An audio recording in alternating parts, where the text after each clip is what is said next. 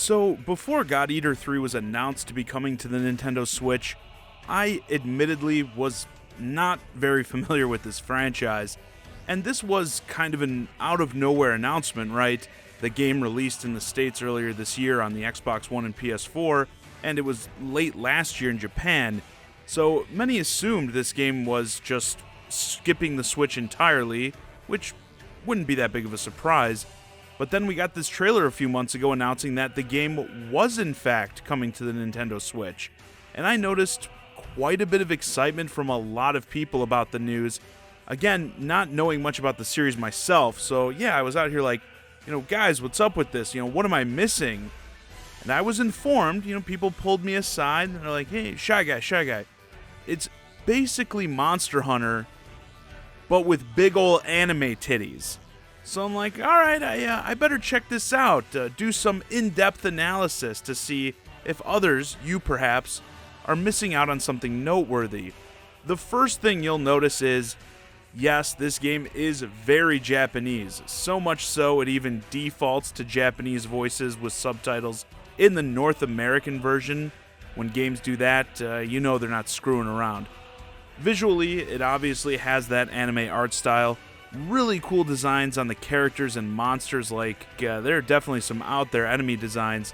The environments are nice, they're well designed, but I'd say that's the main aspect I think many may notice in terms of the Switch downgrade, the lower resolution, the less detail. But when you are running around and fighting, which is obviously most of the time, you're not going to notice those type of things as much because the frame rate is incredibly solid. I know they said something about how they wanted Switch owners to know that they're getting the same full quality experience as those on other platforms, and that definitely seems to be the case.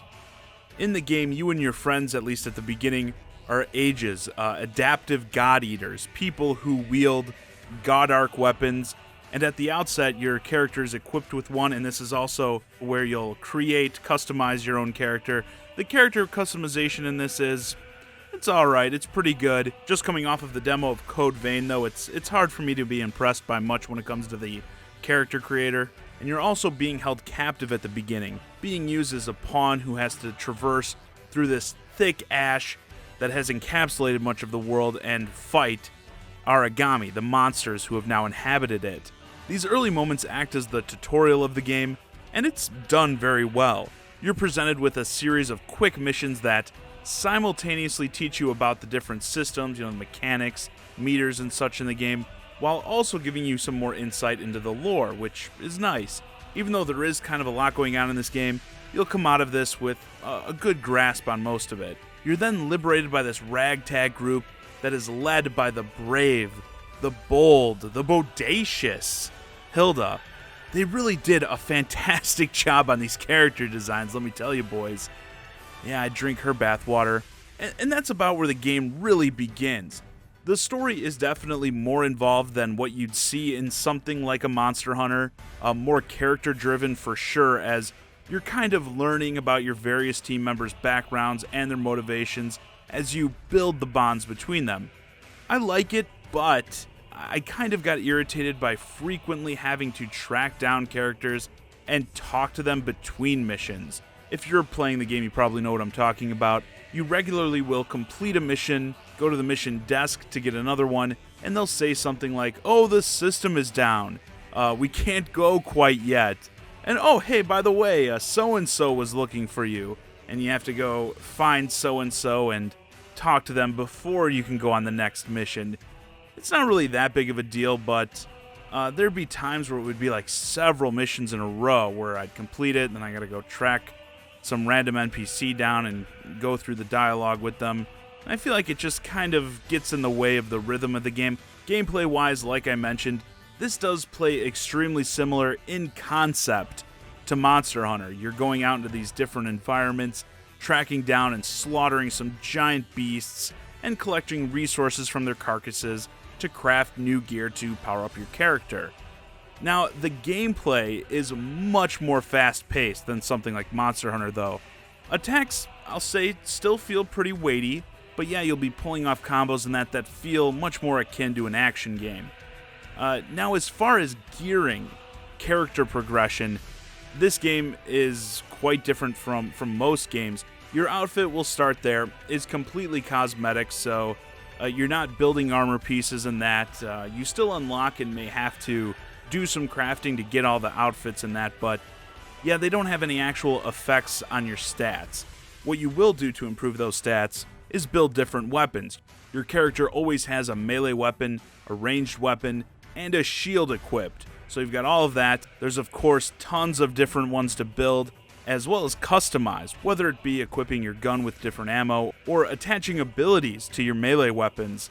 You have these different slots to equip skills that will change your type of attacks as well as give them different effects, like maybe it'll make a hit explode or even give you some lifesteal. So there are a ton of options for you to peruse through to find a loadout that fits your playstyle. And you'll definitely want to optimize all of this so you can take down the Arigami more efficiently. And also to do that, you may want to take some friends along for the ride. So let's talk a bit about online multiplayer, because that's actually where I think this game really shines. So when you go online, one issue I did notice is there doesn't seem to be that many active games for me to join at any given point, but I've actually had some pretty solid success when I create my own lobby and have others join. Seems like it's just one of those deals where there are more people searching for games, not as many creating rooms for some reason. And the online games I've played so far have been buttery smooth. Like, it's seriously impressive. On the Switch, with third-party games, things can definitely be hit or miss in all aspects, but certainly when it comes to online play. But yeah, this title is fantastic. But not only that, maybe you're someone who doesn't like to play with other players. Well, that doesn't mean you have to go in at it alone.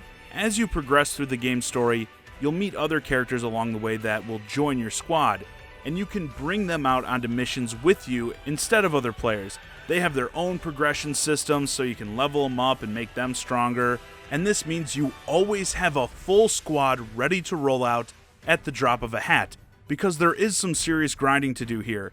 We don't have time to wait around for a fourth guy to join our party just to leave as soon as he sees how much we suck.